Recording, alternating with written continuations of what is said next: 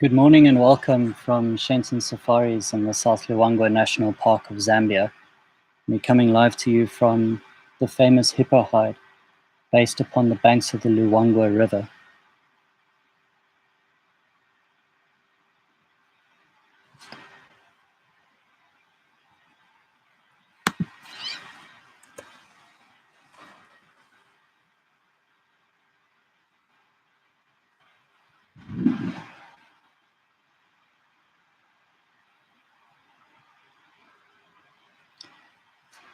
My name is Craig, and I'm one of the managers at Shenton Safaris, working out of Mwamba Bush Camp with my wife Lindy. I was a former guide in South Africa for a number of years, about 4 years.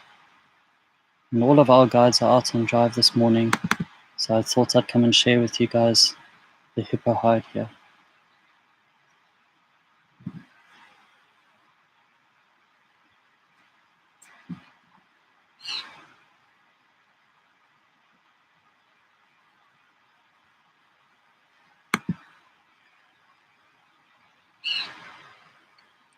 So with me here in the hide this morning on the camera is Rowan. You might hear me every now and then asking Rowan to move the camera to certain subjects that we can see in front of the hide this morning, just so you know who I'm speaking to. And if anyone has any questions, please feel free to type them into the chat bar and send them through to us, and we'll see how many we can get through this morning.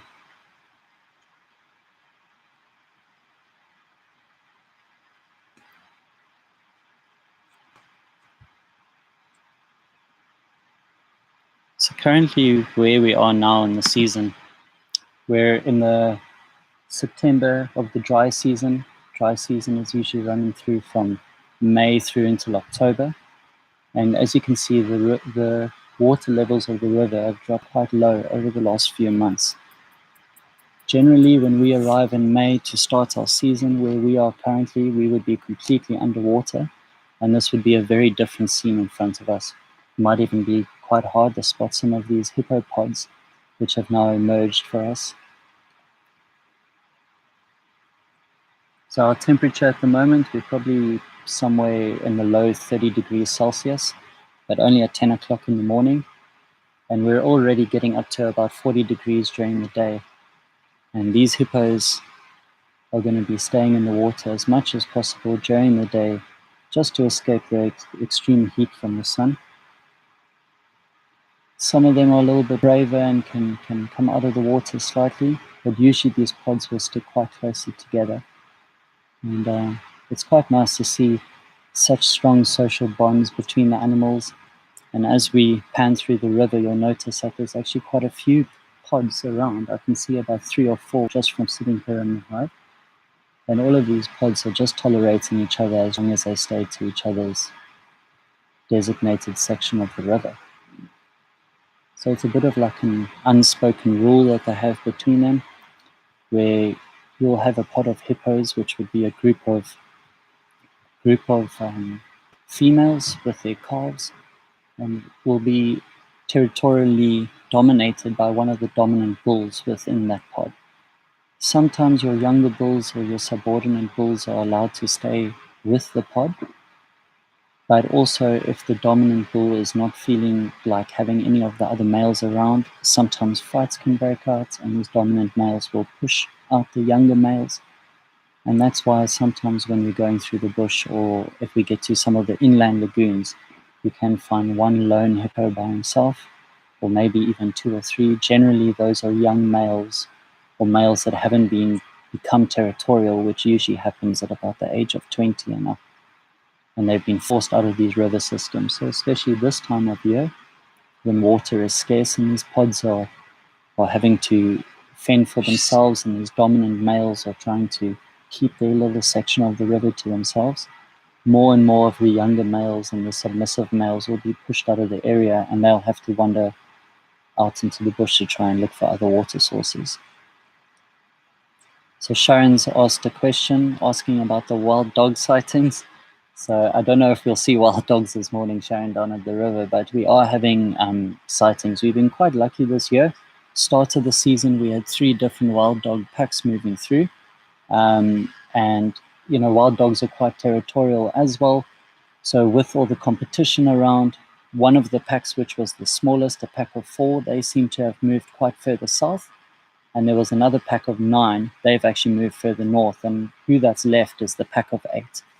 And this was the same pack that we had for most of last season that actually denned in the area around Shenton Safaris in our area of operation. So we're still seeing them every now and then, not on a daily basis, but probably a weekly basis as they move through the area, doing their hunting and doing what they need to do.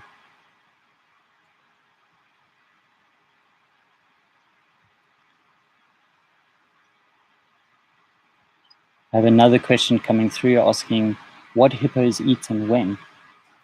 So what I was mentioning earlier is that these hippos will spend most of their day lounging about in water, trying to protect themselves from the sun. And what will happen is as the sun is setting and it starts getting darker and cooler, that is when these hippos are able to leave the water and go off foraging and grazing. So hippos are grazers, sometimes selective grazers, looking for the best grass species that they can find in an area. And once they've left the water at night, they can wander anything, let's say, between 3 to 5 miles, generally along the riverbanks looking for what is available. But in extreme cases, they can even wander quite a lot further. The average hippo can eat up to 40 kgs of grass in a single sitting through a night. And every time they're swinging their heads side to side and picking up grass, they're covering over a 1/2 meter span in a single arc when they're swinging their heads. So you can imagine this animal walking for about 5 or 6 hours through the night, over 3 to 5 miles, busy grazing on grass. They actually consume quite a lot in the area, which helps with bush encroachments towards the riverbank areas. We'd say that hippo would be second to elephant when it comes to the consumption of grasses in the area and the bush of the area.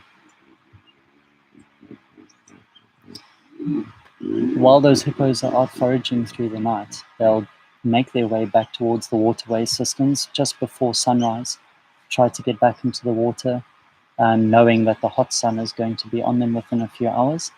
Should a hippo have wandered too far away and is unable to make it back to the river during the night, it's not uncommon to maybe find individuals looking for some thick bush where they can actually hide during the day out on land. And if they do so, sometimes people have witnessed a red liquid, a red oily substance being secreted by oil glands just under the skin of the hippo. So a long time ago, before we understood much about the hippo, when people would see this red liquid being secreted, it was often taken that it could be blood that was coming out of the hippo's skin. But through research and understanding a bit more, we know that it's an oily secretion that comes out of the hippo's skin, which just keeps moisture on the skin and basically acts as a bit of a sunblock protection from the extreme heat of the sun. Obviously, when they're in water, they don't need to worry too much about keeping moisture on the skin, and they can just submerge themselves to cover the body with some water to protect them. See, another question's come through saying, did I see a crocodile or a lion kill a hippo? So out of the predators for hippo, crocodile and lion are definitely on the list as well.